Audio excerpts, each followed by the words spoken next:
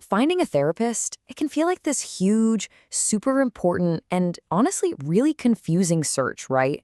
So today, we're going to change that. We're going to turn all that confusion into a skill you can actually use. We'll break down exactly how to look at a therapist's online profile step by step so you can find someone who's the perfect fit for you. Okay, so you do it. You type therapist near me into a search bar, and boom, this is what hits you. Just this wall of faces, a total jumble of names, and a bunch of qualifications that honestly look like a different language. It's so easy to just feel completely lost before you've even begun. So the big question is, how do you cut through all that noise? How do you look at just one of these profiles and figure out, is this the person who can help me? Well, that is exactly what we are going to unpack right now. All right, first up, the About Me section. This is really where you get a sense of who they are, what their core beliefs are about therapy, and just as importantly, about you. To make this super practical, we're going to use the profile of a counselor, Mila Taylor, as our guide. So you're scrolling, and you'll probably see terms like pluralistic counseling. And look, I know it sounds like jargon, but it's actually a really important clue about their philosophy. All it means is that they don't have a one-size-fits-all approach. Think of it like this. They have a whole toolbox full of different methods, and they're going to work with you to figure out which tools are right for your specific needs. It's a huge green flag for a modern, collaborative therapist. And this quote from Mila's profile, it just nails it. It gets right to the heart of what this means. You're not just a label or a diagnosis, right? You're a person, and your needs might be totally different one week compared to the next. A good therapist gets that and adapts with you. So here's the key takeaway for this part. You're looking for words that signal a partnership. Words like collaborate, tailored, or my personal favorite, you are the expert in your own life. When you see that kind of language, it tells you their whole philosophy is about empowering you, not just, fixing you. Okay, so we've got a handle on their philosophy. Now let's see how they actually put it into practice.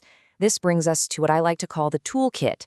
Those super long, kind of intimidating lists of specialties you see on every single profile. Let's figure out what they really mean. So on that list, you're going to see a whole bunch of issues they can help with. Some are things you might expect, like anxiety. Others are really tough life challenges that so many of us go through, like bereavement. And some are super specific to our modern lives, like work-related stress. Now, this list can look huge, but trust me, it's way simpler than it seems. The secret to making sense of these lists is realizing there are actually two lists hiding in plain sight. You've got the what, that's the stuff you bring to the table. And then you've got the how. Those are the specific methods the therapist uses to help you. So just think of it this way. What is the problem, and how is their plan to help you solve it?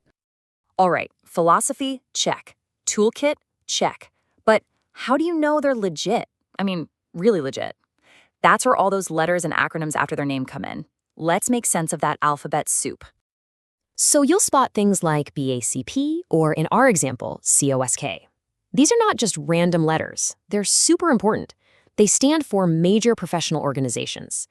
Think of BACP as a big one for the whole UK, and COSK as the main one for Scotland.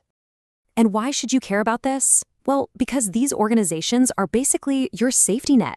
They're the ones who make sure that the therapist has the right training, that they follow a strict code of ethics, and that there's a real process if something goes wrong. It's your guarantee of professionalism. Now, here's a fantastic little shortcut for you. A lot of these directories have something like a verified professional badge. See that little check mark? It means the website itself has already done the homework for you.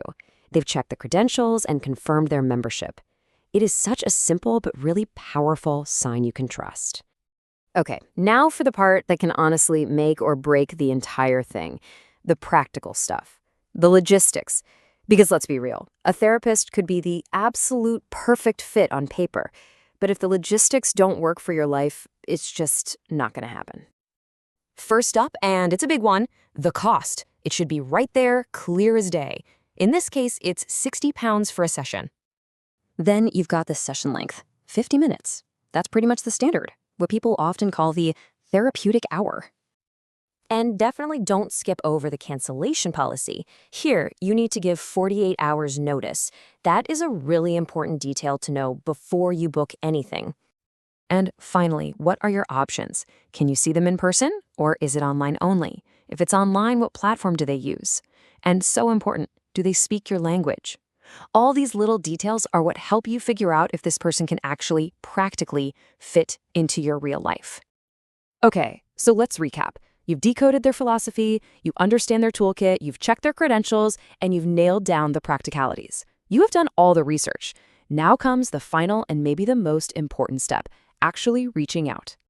And I just love this quote from the profile because it captures the real goal of therapy so perfectly.